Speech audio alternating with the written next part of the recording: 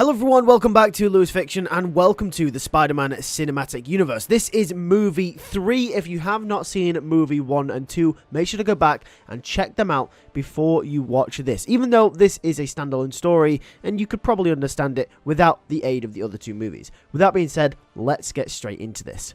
We open with a younger Lonnie Lincoln. His father is barely around, and when he is, he never pays attention to Lonnie in any sort of way. Lonnie was 5 years old during this time. It would be rough for him, but this section and opening of the film is to really drive home the emotional weight of his character. Tombstone from the comics or other Spider-Man media is always perceived as this tough guy. He doesn't break under any pressure whatsoever, and I want to recreate that but almost give him a reason as to why he's like that. An emotional weight thrust upon him. During this opening, we will understand why Lonnie goes on to be the hard case that he is, because he simply had to grow up before everyone else. His father was never present, which meant that he had to self-teach himself many simple things. Simple things in life that a father should be there for.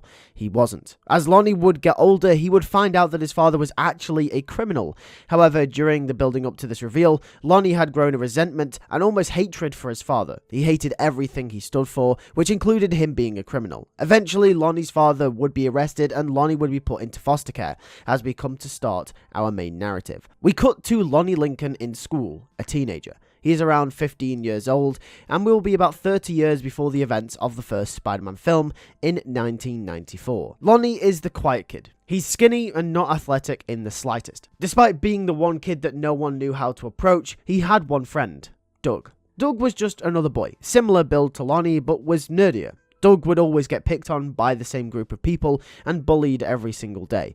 Lonnie would say to him that he has to stand up for himself. Doug would tell Lonnie that it's easy for him to say he doesn't get bullied, and Lonnie will say that's because I'm the quiet kid, there's nothing to bully him for. You see, Doug could be loud and obnoxious from time to time, whereas Lonnie would sit at the back of the classroom chewing his gum, not drawing any attention whatsoever. Despite his father not being present growing up, Lonnie had it instilled in him from the longest time how to not be noticed. He never wanted to be known as the kid without a dad, or a mum for that matter. Therefore, he had to create a shell around him, a shell that was unbreakable. If no one knew who he is or what he was, no one would go near him. Lonnie trusted Doug, however, and that was simply the effort that Doug made with him. Doug didn't have any friends either, so they were just simply a perfect match. Lonnie secretly, deep down, believed that Doug needed him more than the other way around. Doug always seemed like a ticking time bomb to Lonnie, as if one day he'd explode and go off the deep end. And that's when one day he did. It was just another day during school, and Doug was getting bullied all the same during the morning. However, he had took on board what Lonnie had told him,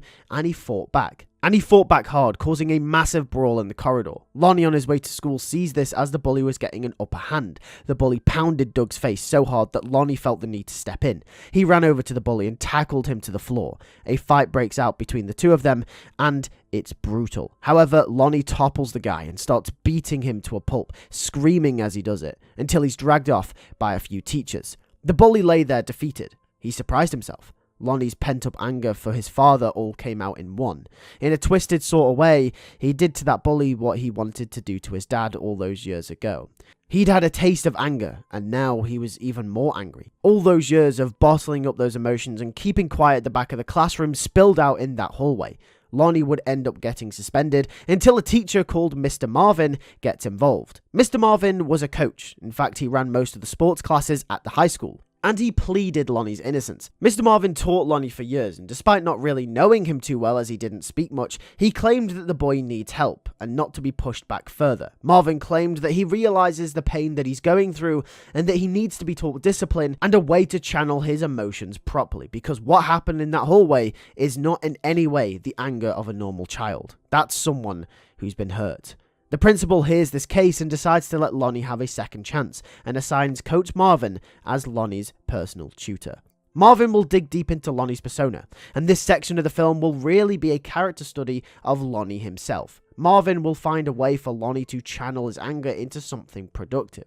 And of course, that will be him working out and going to the gym and participating in sports events. We follow this transformation of Lonnie as he starts to appear more along the lines of the Tombstone that we all know and love from modern day, with a bigger physical build and a massive presence. During this time, however, Doug will have stayed the same, whereas Lonnie will have gone through this transformation. And despite them still being good friends, Doug will start to resent Lonnie in some sort of way. He got jealous of Lonnie's discipline and dedication. Lonnie really started to turn his life around and gained more confidence as we follow him through the years. And this is where he ends up meeting a girl called Rebecca. Rebecca and Lonnie would get on very well and would start dating. This further separated his life from Doug, who relatively stayed the same. This pushes them further apart, and the idea of Doug needing Lonnie rather than the other way around becomes clearer than ever. Doug had no friends and was all alone. Lonnie was doing well for himself, and it really felt like his life had gone in the right direction,